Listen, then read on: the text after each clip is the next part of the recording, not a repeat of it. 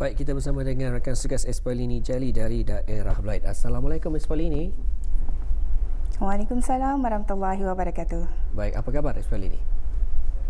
Alhamdulillah, saya dan rakan-rakan tugas di daerah Blaid pada pagi ini, alhamdulillah semuanya dalam keadaan sihat ya. Baik, Alhamdulillah. Dan juga dikabarkan kemarin di mana ada kawasan di Lebuh Raya Mumung terpaksa ditutup. Mungkin dapat dijelaskan bagaimana pula keadaan di pagi hari ini, Espalini? InsyaAllah akan dikongsikan sebentar nanti ya, Muammar ya. Alhamdulillah. Baik, kita terus saja serahkan kepada Espalini untuk berkongsi maklumat dan juga informasi dari daerah Blaid. Silakan. Baik, terima kasih rakan tugas kita Muammar dan Mahirah di Bandar Seri Begawan ya. Bismillahirrahmanirrahim. Assalamualaikum warahmatullahi wabarakatuh. Selamat pagi dan salam sejahtera. Alhamdulillah kita bersua kembali menerusi lintas langsung sampai pagi yang kami bawakan daripada daerah Blaid. Seperti biasa kami akan mengongsikan antara makluman-makluman dan juga satu bahan yang telah pun kami sediakan pada pagi ini. Di sini ada satu makluman mengenai dengan Jalan Lebuh Raya Seria Mumu sudah boleh digunakan ya oleh orang awam. Walau bagaimanapun pemantauan akan terus dilakukan bagi memastikan lebuh raya tersebut boleh digunakan atau sebaliknya. Dalam pada itu juga orang ramai dinasihatkan untuk tidak melakukan pembakaran terbuka semasa musim kering terutama sekali di kawasan tanah gambut. Pemandu-pemandu dan pengguna-pengguna jalan raya untuk lebih berwaspada ya semasa melalui kawasan-kawasan terjejas. Pemandu-pemandu dan pengguna-pengguna jalan raya juga untuk peka mengenai penutupan jalan sementara dan merancang masa atau perjalanan alternatif. Sementara itu, aktiviti yang boleh menyebabkan kebakaran di tepi jalan perlulah dielakkan. Seterusnya, Allah melaporkan sebarang kebakaran dengan menghubungi talian kecemasan 995 secepat mungkin. Itu dia satu makluman dapat dikongsikan pada pagi ini. Seterusnya kita akan beralih untuk mengikuti bahan yang telah pun kami sediakan pada pagi ini. Silakan.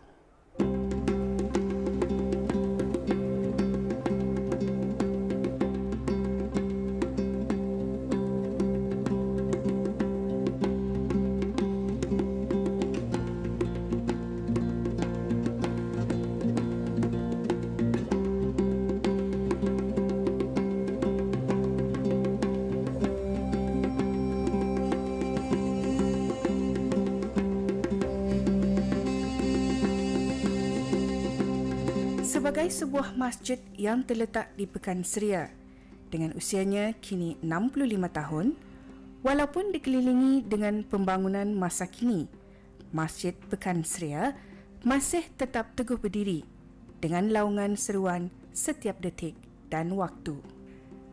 Dengan ciri-ciri pembinaannya, satu kubah besar terletak di tengah-tengah bangunan masjid ini dan di atasnya terletak bulan sabit. Kubah-kubah yang agak kecil pula mengelilingi kubah yang besar itu. Konsep kubah ini dibuat bagi melambangkan bahawa rukun iman yakni kubah besar dan rukun Islam yakni kubah kecil tidak dapat dipisahkan walau apa keadaan pun yang berlaku. Bismillahirrahmanirrahim. Alhamdulillah.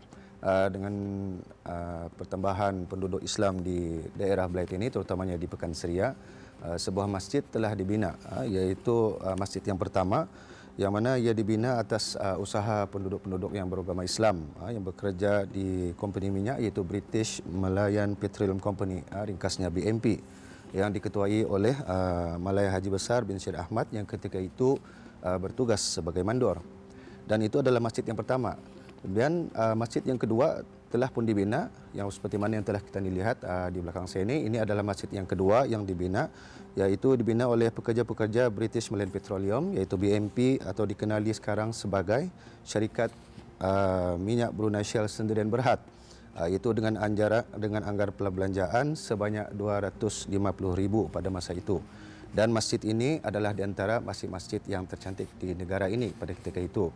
Dan seperti mana kita lihat, masjid-masjid ini mempunyai tambahan-tambahannya kerana dengan pertambahan penduduk pada ketika itu, maka masjid ini mengalami perubahan, iaitu 2 kali perubahan, iaitu pada tahun 1970 telah ditambah di sebelah sini, iaitu untuk menampung kepadatan penduduk yang semakin bertambah, dan pada tahun 1982 ia ditambah lagi ke sebelah belakang di sana.